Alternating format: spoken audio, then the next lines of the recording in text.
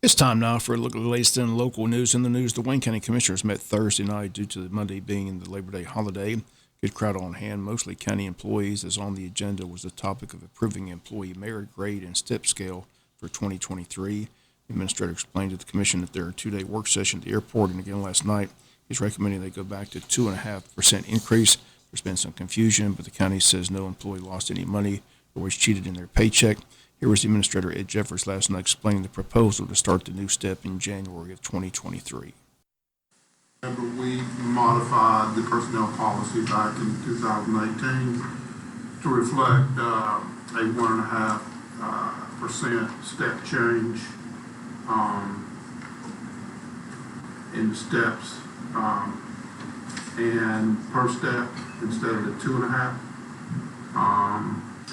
It is caused some confusion and misunderstanding about it. But to fix this thing and to get back to normal over there, as we suggested, we recommend that we go back to the 2.5% step starting January 1st of 2023. We'll budget for it, just like I've indicated to y'all in the work session, and I think that's our suggestion on fixing this thing, and that's the best way, cleanest way to cut down on the confusion. All right, Mr. Jeffers, this was explained to the board during the work session. There any misconceptions or any misunderstandings that nobody's been cheated out of anything, nobody's lost anything? We simply need to correct the confusion by going back to the merit increase like we expected.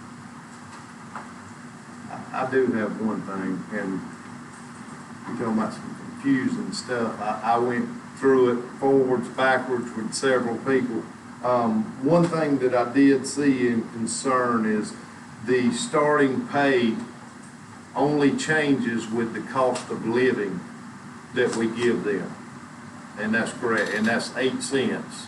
And I think that's where we got into the situation we're in now for our starting pay being too low, is because it's reflected on the cost of living. So we're only going up 8 cents a year, and I mean, you're not keeping up with everybody else, and I think that's why we got so far down. I would like to see us find out how we can change that number so we stay up and competitive with other counties, and rather than going up 8 cents a year. I mean, and you figure it up 5 years, 10 years, you've only gone, 10 years, you've gone up 80 cents. That's not going to keep us in line with other counties, and I think that's one thing we need to look at. Yes, sir. No, Yes, ma'am. yeah, so the cost of living in COLA, when we came in 2008, as we explained over here, and we moved it, I think in 19 or 20, it's, where is my HR person here? Is 0.5%. That's right, 8 cents. What we're suggesting next year is to move it, and we budget for it, it'd be 2.5%. Okay, so it'll follow the merit. So it will go up, and also to help that situation with starting pay,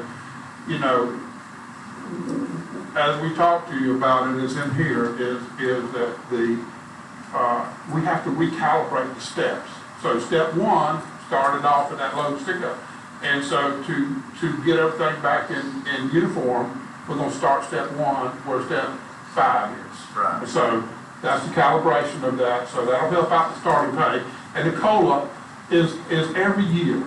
We based on the budget, and y'all approve the budget based on the cost of living allowances. And as I mentioned to you in the budget review this past work session, what I'm anticipating and what I'm planning for is a 2.5% COLA.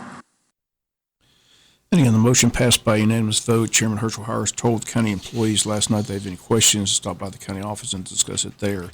Other news at the meeting, they tabled nominees for their board of registrars once again, but they announced that first they wanted to appoint their chief registrar at their October meeting, and then that person can help with the nominee process on the board.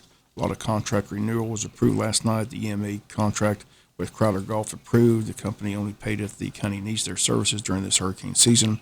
EMA Director Donna Gray on hand says the 4 current storms in the Gulf all expected to head north and away from our coastline. They approved contracts with the public transit system and the Transit for the Heart of Georgia Altamont Regional Commission. They approved the resolution to allow the tax commissioner to levy taxes for the year 2022, and they amended their budget to allow for expenditures for both the Sheriff's Department and the E911 Department. Sheriff Mosley says the purchases are for tasers and radar equipment and other items that are out of date. Under board appointments on the Tax Assessors Board, Monica Quinn appointed in District 3 and Carone Ivy in District 4. That's a look at your county commissioner meeting from last night. We'll be back with more news after this word from our sponsor, other commercial messages, so please stay tuned.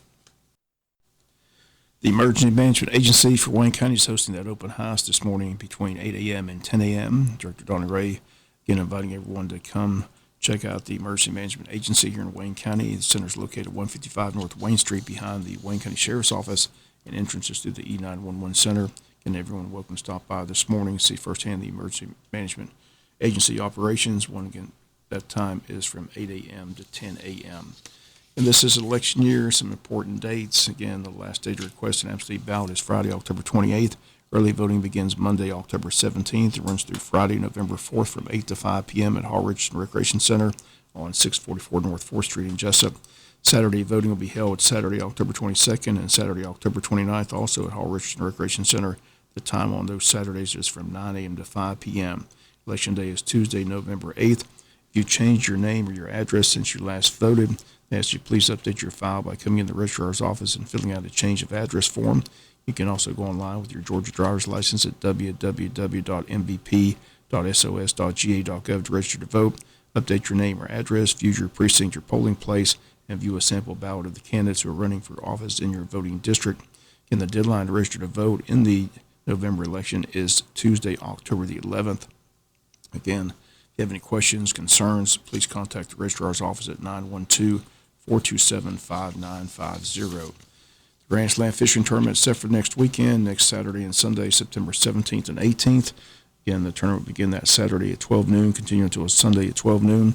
This year's event features a Grand Slam, which will consist of the heaviest weigh-in, one of each of 3 out of 5 species: catfish, mudfish, gar, bass, and panfish. Tournament prize will be determined by the number of entries into the event. Entry fee is $50 per fisherman, with a minimum of at least 2 paid entries in a boat. Registration forms can be picked up at the Tourism Board office at the depot, where registration is available online at active.com. Packets also available at JC Landing, Rayonier, and Wayne Feed and Seed. Under 16 can fish for free, 1 youth for 1 registered adult. Please indicate the age of the youth on the registration form. If you need more information, contact the Wayne County Board of Tourism Board office at 427-3233 or check out their website, waynetourism.com. And the Wayne County Board of Tourism's Grand Slam Fishing Tournament set for September 17th and 18th, so they ask you please register soon. And the Wayne County Scarecrow Contest will soon be underway, hosted by the Jessup Kiwanis Club and Wayne County Chamber of Commerce. Entry fee is $40. Entry forms are available now. Deadline to enter the contest is Friday, September the 30th.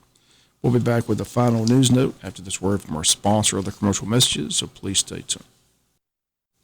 Final note in the news, sad story in the state of Georgia as 2 Cobb County deputies were shot and killed Thursday night while serving a search warrant in a usually quiet neighborhood. Sheriff Craig Owen says their hearts are broken as he says they were ambushed. The incident happened in the Hampton Glen subdivision near Irwin and John Ward Roads as the deputies were returning to their patrol vehicles after knocking on the door of the suspect's home and finding no answer. They were attempting to serve a warrant for a failure to appear in court on a theft by deception charge. After the deputies were shot, they were able to call for help. After an hour-long standoff with the SWAT team, the incident ended sometime after midnight. Names of the deputies have not been released.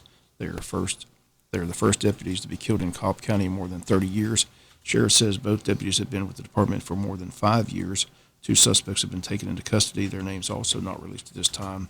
Cobb County Police Department is in charge of the investigation. That's going to do it for latest in local news. Sports comes your way in a few minutes. Bob Morgan's have a great day.